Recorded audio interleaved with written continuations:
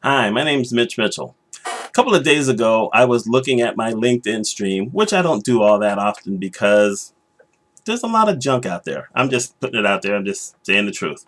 Anyway, I was reading this one little post that a young lady put up where she's been unemployed for about 11 months and she's been out there trying to find a new job. And she's talked to some recruiters and she's talked to some HR people, and all of them have been telling her the exact same thing. They don't want to talk to her because she's not presently employed. In essence, they want someone who's already working at another company to try to either hire them or to market them to someone else rather than someone who has the skills, has the background, and happens to be available. And I thought, this is one of the stupidest things I've ever heard. And I've heard this for decades. The basic idea says that you're trying to steal someone from another company, and then if you hire that person, you're going to sit there and hope that you have loyalty from them, when this is the same type of thing. Yes, I'm putting it out there where you have like a woman or a man who goes after someone who's married, gets them, marries them, and then finds out that that person cheats on them later on, and they think, how could you be disloyal to me, when that's how you got them in the first place, because they were disloyal to the person you got them from. Well, that's what this is. And it made me think about stupid business policies that companies or individuals may have that not only hurts other people, but it hurts them as well. I'm going to give you my example. This is always something that really irked me, and I hate to say this, but I didn't follow the policy. I worked in hospitals for 18 years, and I was director a couple of times. And one of the hospitals I was director at had a policy where if you were an employee, you got basically three sick days, 3 paid sick days. If you took more than that in a year, you could actually be disciplined and written up for it. Now, think about this. We worked in a hospital. We know there were people who were sick all the time. My particular area had a lot of people who were exposed to a lot of other sick people. I mean, we had an isolation booth in our area, just to let you know. This was not necessarily the safest, most pure environment ever.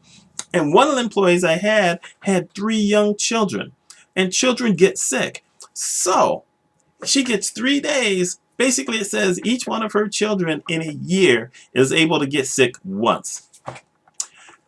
Are you kidding? That's a stupid policy. It's a stupid policy, especially in a hospital. These days, if someone is sick and shows up at work, they try to send those people home. They're trying to force everybody to get flu shots because they're worried about giving diseases to patients. But back in my day, it was this thing about, well, if someone misses more than 3 days, we need to write them up. It was a stupid policy. It wasn't employee friendly. It certainly wasn't hospital friendly, you know. And I just get kind of amazed by that kind of thing. You see stupid policies all the time. There are some stupid customer service policies. There's other policies. I was consulting at a hospital some years ago where the policy was the only people who could call insurance companies to find out the status of a claim was the director and the supervisors. Or if they needed some education on something, those are the only people. This was a hospital, had a department of 95 people. And in essence, there were 4 people who were allowed to make the phone calls. Think about that for a minute.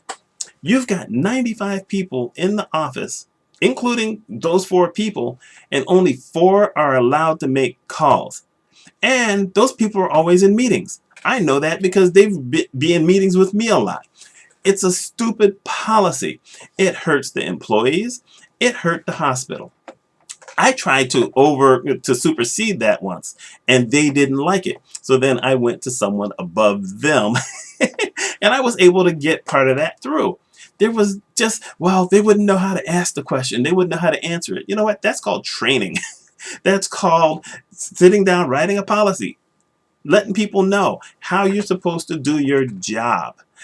And yet, I've walked into other hospitals and talked to people, and I say, wait, you mean we're supposed to make phone calls? And then they're wondering how come they're not collecting the cash they need to capture, you know? I just wonder, how do businesses actually work correctly when they set up stupid policies that hurt both the employees and themselves.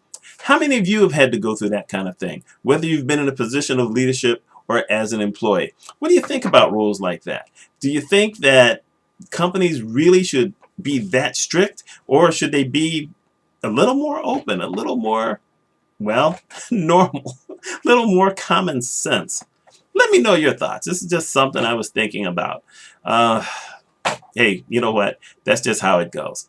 Let me know. Y'all take care. Hope you have a wonderful week.